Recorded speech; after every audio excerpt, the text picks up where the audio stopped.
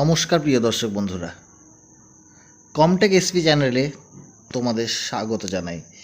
তো চলে এসেছি অন্যান্য দিনকার মতন আজকে একটি নতুন আপডেট নিয়ে।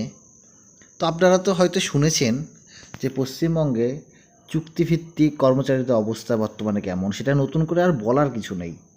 তো এর মধ্যে একটা ভালো আপডেট উঠে আসছে। তো আজকের ভিডিওটাতে আমরা সেই আপডেটটা নিয়ে আলোচনা করব। আপডেটটার বলছে রাজ্যে স্থায়ী শিক্ষকদের সমান বেতন চুক্তিভিত্তিকদের, বড় আপডেট দিল সরকার। তো এই আপডেটটা নিয়ে আমরা আজকে ভিডিওটা আলোচনা করব। তো তার আগে বলে রাখি, চ্যানেলে যারা নতুন তারা অবশ্যই চ্যানেলটিকে সাবস্ক্রাইব করবেন এবং পাশে থাকা বেল আইকনটিকে অল করে দেবেন, যাতে পরবর্তী আপডেটগুলো সবার প্রথমে আপনি পান। তো বেশি দেরি না করে চলুন ভিডিওটি শুরু করা যাক।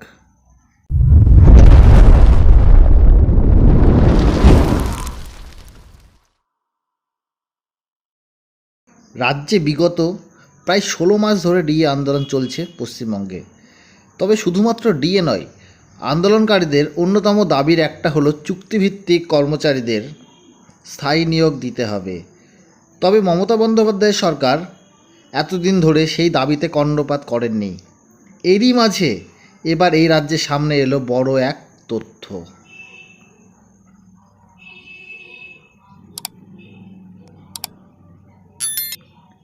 পশ্চিমবঙ্গের পড়শি রাজ্য অসমে চুক্তিভিত্তিক শিক্ষকদের সরকারি স্থায়ী শিক্ষকের সমান বেতন দেওয়া হয় বলে জানালেন সেখানকার শিক্ষা দপ্তরের আধিকারিক।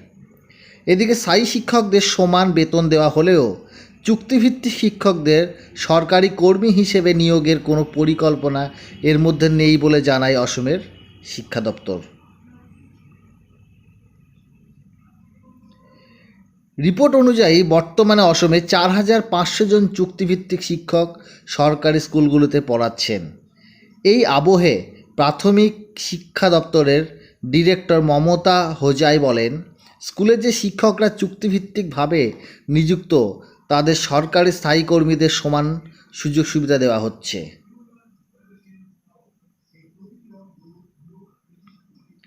অসমের প্রাথমিক শিক্ষা দপ্তরের প্রধান মমতা হোজাই আরও বলেন, চুক্তিভিত্তিক শিক্ষকরা 60 বছর বয়স পর্যন্ত পড়িয়ে যেতে পারবেন স্কুলে।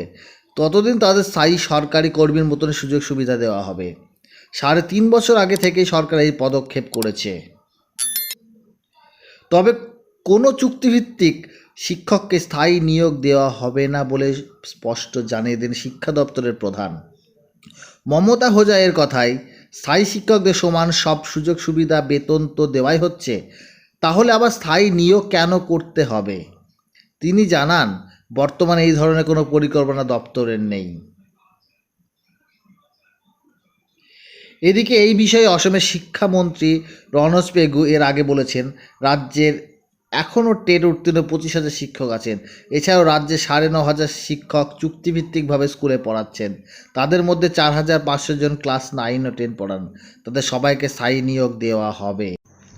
তাহলে বন্ধুরা দেখলেন, পড়োশি রাজ্য আসামে যে চুক্তিভিত্তিক শিক্ষক নিয়োগ করা হয়েছিল তাদের সরকারি স্থায়ী কর্মচারীর মতন সমান বেতন এবং অন্যান্য সুযোগ সুবিধা সবই দেওয়া হচ্ছে।